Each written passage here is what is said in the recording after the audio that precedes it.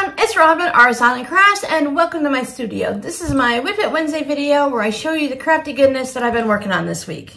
Thank you guys so much for watching Friday's video where we worked on the scrappy extra large quilted hot pad. This time we just used 2 layers of a thicker batting versus the Insulbright, which means it's nice and quiet.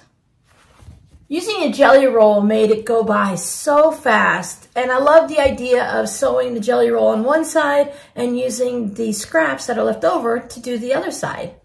That way we don't have all those little bits just sitting in a container on our table waiting to be used. For most of my scraps, I think that's the greatest way to handle them, to use them up so that they don't go back into any type of a scrap system. They actually become a project. Thank you so much for hanging out with me on the live stream where we made this a mug rug. This is the snowman from the Snowman Mug Rug Kit by The Whole Country Caboodle. The kits are great. I'm really a box person though. I always think, what can I use the box for? Is it a good box? This is a very sturdy box.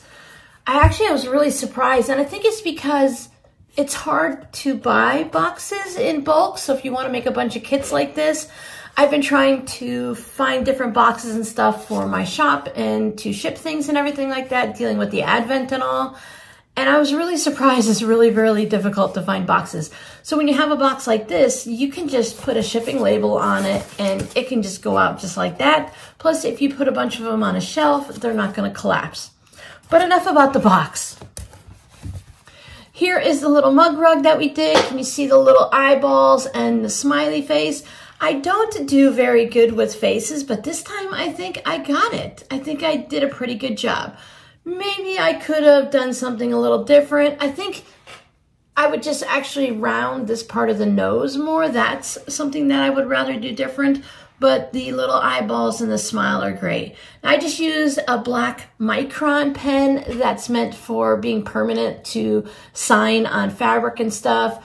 I have one from doing quilt block swaps because we used to use them to sign our names on. There's probably dozens of different pens you can use nowadays, but I already have that, so that's what I used. I thought that would be nice and it'd just be a little subtle touch versus trying to embroider the face on. So I hope you guys had as much fun as I did just hanging out on Saturday and chatting. I really enjoy when we just work on a project that I don't have to really pay that much attention to, and we can just hang out and chat and sew. Now I mentioned that I had scraps left over from this, and I would just go ahead and do my normal thing and turn it into a fabric postcard, but there was actually a lot of scraps left over. The only thing I changed up is instead of folding all of the strips in half like they have in the pattern, I just cut them to 1.5 inches and made them striped like this and went for the appearance of straight. Some of them are a little bit wonky. I think this is the one that was a little crooked, so everyone just got a little wonky, and I think that's fine. It still looks very cute. So instead of folding it over and using tons and tons of fabric that they gave us, not tons and tons, but you know, just several strips, I just used a few. So here's what I did with the leftovers. I made a Christmas goose zipper pouch. I had enough fabric that I was able to take the pieces and make the front of the pouch here.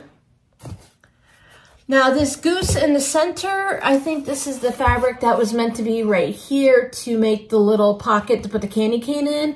But for a mug rug, I feel like they should just be even and flat, because if you don't want to put your cup of coffee on the snowman's face and you have a pocket where it's a little thicker, the only place is over there, and then you have to put your cookie or something there. So I just skipped that part and I added the fabric on the side to give a similar look without creating a pocket. I used up all the fabrics there, and I did the same type of sewing that we did here. I put the batting down and I did the quilt as you go, but each time I did a line, I just top stitched afterwards. I fold it over and I top stitched just like we did here, nothing different. Now this time I did use some of the scraps. I had this really long piece here, and on the original, they used it in 2 different places to fold it over. So what I did with my scrap is I sewed the blue piece onto this end here, and then I brought the fabric around and I sewed it onto that end there, and then I just cut it in half so I have a piece in either spot. I still wanted to have those quilting lines going across, so before I ever sewed it onto the zipper pouch, I went ahead and stitched that quilting line. I just top stitched across as it was sitting there as a strip, and then I sewed it on and I top stitched down there. Because otherwise you'd have to start here or there, either way, and you'd have that weird start or stop right there. But if I stitched it ahead of time, then it really wouldn't matter. So it gives that same look, but it's just a little bit different. Now I did have some smaller pieces I added to here and there, and they do get lost a little bit, but I think it still works out really well. So for this guy, I took the really thin strip that I had left over from trimming down the binding from 2.5 inches down to 1.5 inches. So I just stitched this around, and I thought it would just be a fun little frame to our little Christmas goose. And who else is there? There's a camel and then a mouse. This is the actual last scrap of fabric that I have left, and it's gonna go ahead and get added to a Christmas style because it has the poinsettias on there, fabric postcard at some point, or it might just end up in the trash, you never know. So there's the front. Now on the back, I still had a lot of the fabric left over. So this is the green centerpiece. I thought I would just make it in the center. And once I got to sewing, I just knew the goose had to be on the front, but you could put the zipper pouch either way. Now for this side, I did have to add some fabric. I added this candy cane strip here, the green across the bottom, and then this red, like it's an ivy leaf fabric on there. So I did have to add a little bit extra just to extend it. I didn't want to make the zipper pouch this size. I could have trimmed both sides down, but I wanted it to be, to start with, before I sewed it together, I wanted it to be about 9.5 inches. So I think it ended up being about 8.5 by maybe 6. I'll be putting this in the Etsy shop and you can get the exact measurements there. Now for the inside, I wanted to stick with something a little whimsical for the Christmas theme. So I did go with these red and green big polka dots on the white fabric, and I put my tag in, and then this time I did a fancy stitch around it. It kind of reminds me of like lights when they're not turned on, or some type of a garland. So I went with a really big tag to showcase it. Normally I would sew it with white thread, but I went ahead and used the red just to, sometimes with little zipper pouches, you can have a little bit of fun. They don't have to all be serious. So there's our Merry Christmas duck. I put the red tassel on. Still have ornaments and presents. You have a little hint of a candy cane there. This is a really fun fabric. I need to find a good use for it. I still use some of those skinny strips through here. Same technique is in a way as this one. Oh, this was done the same technique as the extra large scrappy hot pad, where you just put a piece of fabric in the center and then you just go ahead and stitch around it. I think for this one, I went ahead with this, and then it looks like I did this and then this, and I just kept working my way around. This is one of my favorite techniques, favorite style of little scrappy pouches and other things to make. And even though this was the only thing I created on Sunday, I was really happy. I just had a really good time doing something I enjoy instead of doing things a certain way that you're supposed to do them. I just sat down and I took my fabric and I created a zipper pouch. And even though it's the only thing I got done, 2 things over the weekend, one on Saturday, one on Sunday, I had a great time. Now my patrons and I, we are working on a month-long project. So this week we didn't do anything but do a fabric pull. I did purchase some new fabric for it. I really am enjoying purchasing charm squares. I picked up 2 charm packs from the Fat Quarter Shop, the Merry Little Christmas by Bonnie and Camille. Can you tell that we're doing a Christmas theme project? I thought that's what we would do in November, and by the end of November, it'll be finished and ready to decorate in the room for December. I forgot what month come after November, because I was thinking I'm going to have one here for my room, and I think I will probably make a second one to put in the shop.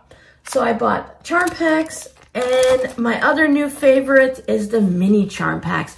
I really love the mini charm packs. They're 2.5 inches, one of my favorite sizes to work with. You get a lot of little bits of fabric from the same fabric line. And I don't remember how much I spent on these, but they usually only run like $5 or something like that. I can see that Christmas has been changing a little bit in the fabric line. So we have some more aquas. Aquas and pinks come and go at Christmas time anyway. But then it has some of the darker greens, and then it has some grays. I don't remember gray ever being part of Christmas. Is this something new? I don't know what year these are from. I don't know if the Merry Little Christmas is a new fabric line or from a previous year. I have a feeling it's from a previous year. But either way, it's really cute, and some of the grays can be used for other projects. Like this one is just, that's not Christmas. And this one you can get away with it. Yeah, it's a Christmas design, but you can put it somewhere else. But some of the nicest fabric that I saw in this line, there's a couple fabrics in here that I really, really love. The little cabin in the woods, maybe. I was going to say village, but that's not a village. It's just a little cabin in the woods. And I love that this one is all green and this one aqua and red. It's been one of my favorite combinations for a long time. When I was doing the quilt block swaps and the little mini doll quilt swaps around 2012-ish, this was a really popular thing, and I just fell in love with the aquas and reds. But we have it in green. And the one in red is very striking too. I just love the way that looks. That would be really pretty as a Christmas stocking, as would this one or this one. So you can have different color Christmas stockings for the family and have them all be from the same fabric line.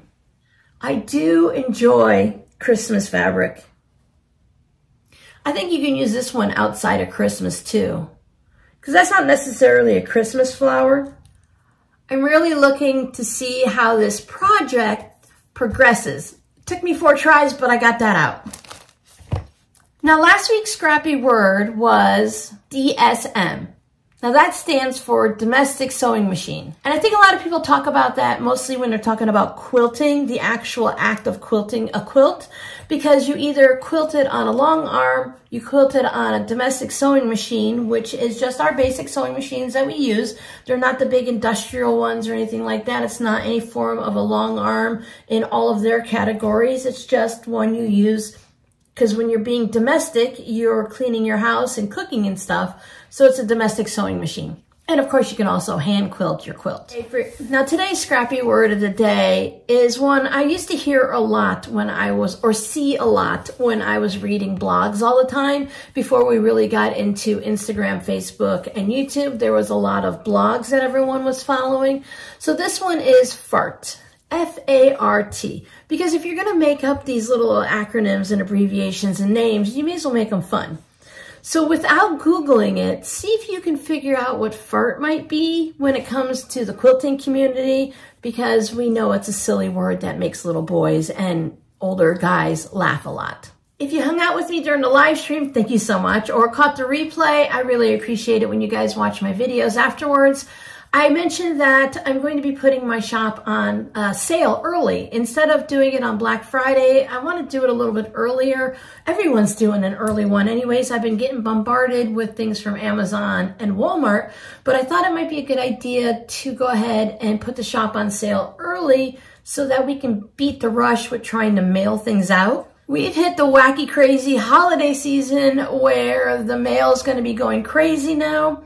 And I'd like to get a little jump for you guys ahead of time. So the majority of my shop is going to be on sale for 30% off, and it's going to be for Friday, Saturday, and Sunday, which is November 8th, 9th, and 10th, 2024. All of the items that are on sale will already be marked down. You won't have to use a special code or anything like that. The only things that I didn't put on sale were things like the fabric postcards and the note cards, just because they're such small items anyways. To give them a 30% off it's really a little bit much. I just put things like the zipper pouches, the mini quilts, and a variety of other things like tote bags and all of that stuff. So hopefully you'll be able to find something for a Christmas gift. The jar openers are in there, and there's a variety of things. I really want to get back to making the zipper pouches like this versus just the ones with the one fabric. These seem to be a little bit more popular anyways. I enjoy making them, and many of you guys enjoy owning them or giving them as gifts. And if my thing is going to be scrappy sewing anyways, then I should have scrappy objects in my shop. Speaking of scrappy, there is still a couple of scrappy bundles. I think there might be 3 of the novelty fabrics that are left in the shop. Those are going to be pulled at the end of the year. So if you were interested in purchasing them, now would be a great time to do it because they won't be transitioning over next year. Remember, next year's quilt along is going to be log cabins. If you plan on joining in, keep your eye out for all of the different sales that are going to be going on right now in the different fabrics, whether it's on Etsy or in the fabric shops, Joann's Hobby Lobby, or quilt shops. Wherever you pick up your fabric, it'd be a good idea to keep an eye out for different things now. If you want to purchase jelly rolls, they're going to be going on sale. Jelly rolls, jelly rolls. All of a sudden, my mind went absolutely blank and I couldn't think of any type of pre-cut. So you got the jelly rolls, you have the charm packs. Charm packs, while they're not very big, you do have 5 inches. So if you want to use them to start it out with, either as cutting the square or the first log or 2.